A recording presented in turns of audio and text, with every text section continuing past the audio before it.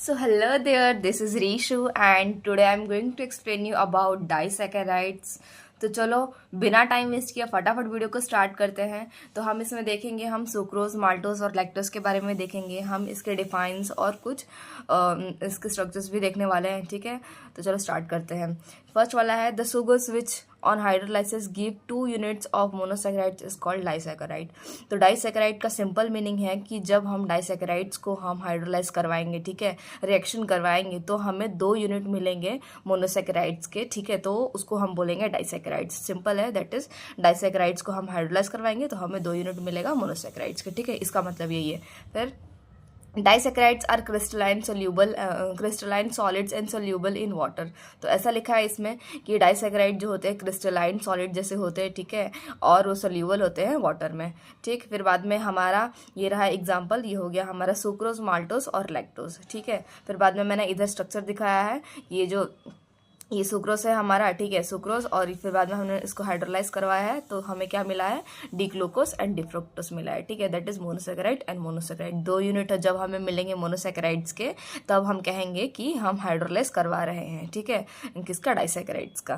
फिर बाद में हो गया हमारा what is inversion of sugar. तो हम किसको कहेंगे कि इन्वर्जन ऑफ शुगर क्या होता है।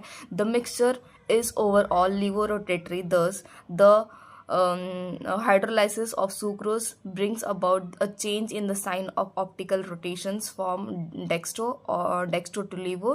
Such the change is known as inversion of sugar. तो inversion of sugar उसको कहेंगे जब हम सुक्रोज को हाइड्रोलाइज करवाएंगे, ठीक है, तो वो उसका साइन चेंज होगा। कब साइन चेंज होगा, जब उसका ऑप्टिकल रोटेशन होगा। ठीक है, जब रोटेशन होगा तो चेंज किस में होगा, या तो डेक्स्ट्रो में होगा या तो लीवो में होगा, या डेक्स्ट्रो टू लीवो में हो सकता है। ठीक है, किस क्या बनाने के लिए, मतलब इन्वर्जन ऑफ शुगर बनाने के लिए। Change is known as inversion of sugar.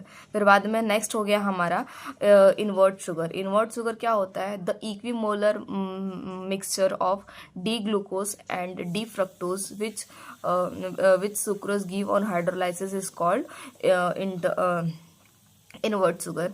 तो ये बोल रहा है इन्वर्ट शुगर मतलब जब हम हाइड्रोलाइज करवाएंगे, ठीक है, किसी डाइसैकेराइड्स का, तो हमें इक्विमोल्स मिलेंगे। मिक्सचर जो होंगे हमारे वो इक्विमोल्स होंगे, ठीक है, बराबर का प्रोपोर्शन होगा, उसको हम कहेंगे दैट इज इन्वर्ट शुगर। ठीक है, जैसे एग्जांपल हो गया हमारा डी ग्लूकोज और डी फ्रुक्टोज हो गया। ठीक है, तो ये हमारा हो गया डाइसैकेराइड्स किसे कहते हैं। ठीक है, अभी हम बात करने वाले हैं कि व्हाट इज सुक्रोज। ठीक है, तो सुक्रोज क्या होता है, that is ring structure of sucrose.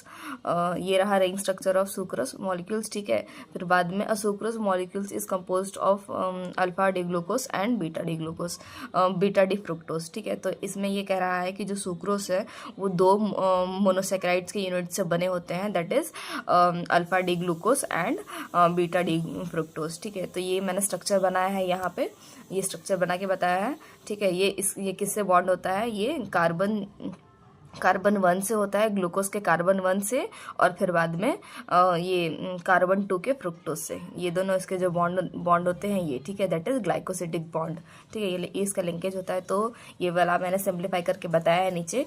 ये डी ग्लूकोज मैंने पहले बनाया था, ठीक है, ये स्ट्रक्चर है। उसके बाद अल्फा डी ग्लूकोज बनाया, अल्फा डी ग्लूकोज को बनाने के बाद हमने बताया कि ये इसका स्ट्रक्चर है पायरेनोज का, इसमें बदल दिया। ठीक है, फिर बाद में हमने इधर डी फ्रुक्टोज पे बताया, फिर बाद में बीटा डी फ्रुक्टोस में बताया, इसको कन्वर्ट किया, उसके बाद हमने इसको फ्यूरानोस में कन्वर्ट किया। ठीक है, उसके बाद हमने ये दोनों को अटैच कर दिया और फिर बाद में हमें मिल गया ये सुक्रोज का स्ट्रक्चर। ठीक है, फिर बाद में अभी ये हो गया हमारा सुक्रोज का।